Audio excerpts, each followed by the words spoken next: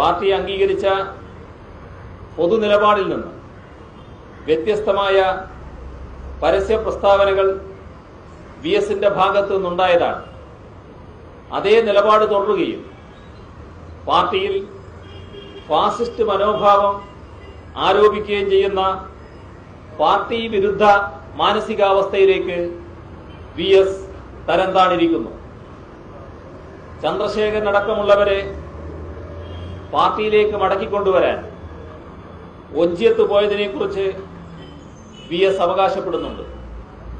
തീർത്തും വസ്തുതാവിരുദ്ധമായ ഒരു കാര്യമാണിത്. രാഷ്ട്രീയവും പ്രത്യയശാസ്ത്രപരവുമാണ് തന്റെ ഭിന്നതകളെന്ന് സഖാവ് വി എസ് പറയുന്നതിന് യാതൊരു അടിസ്ഥാനവുമില്ല.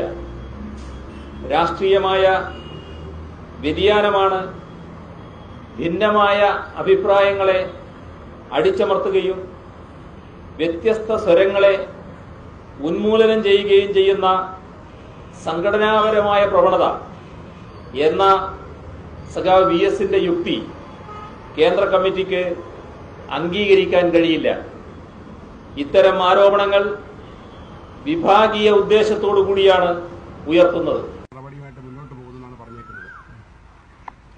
കഴിഞ്ഞ ദിവസം മനോരമയിൽ വന്ന ഒരു സ്റ്റേറ്റ്മെന്റിനെ ആധാരമാക്കിയാണ് ഞാനൊരു സ്റ്റേറ്റ്മെന്റ് കൊടുത്തത്.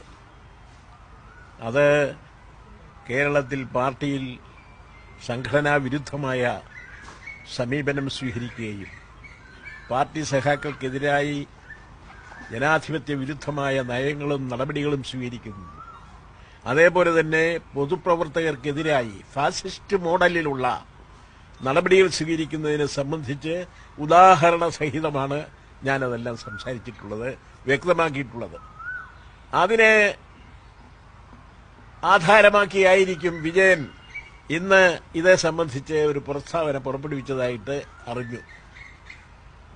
സ്വാഭാവികമായിട്ടും പാർട്ടി സമ്മേളനം നടക്കുന്ന സന്ദർഭത്തിൽ നടപടി എന്ന് പറയുന്നത് എടുത്തുകൂടാ എന്നാണ് പാർട്ടി സെൻട്രൽ കമ്മിറ്റി തീരുമാനിച്ചിട്ടുള്ളത്.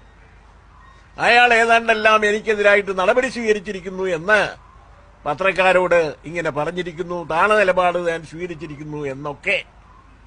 അതെല്ലാം തന്നെ അതർഹിക്കുന്ന അവജ്ഞയോടുകൂടി ഞാൻ തള്ളിക്കളയുകയാണ്. ഞാനൊരു കത്തയച്ചത് പോളിറ്റ് ബ്യൂറോയ്ക്കാണ്. പോളിറ്റ് ബ്യൂറോയിൽ നിന്ന് അത് സംബന്ധിച്ചുള്ള മറുപടിയാണ് ഞാൻ പ്രതീക്ഷിക്കുന്നത്.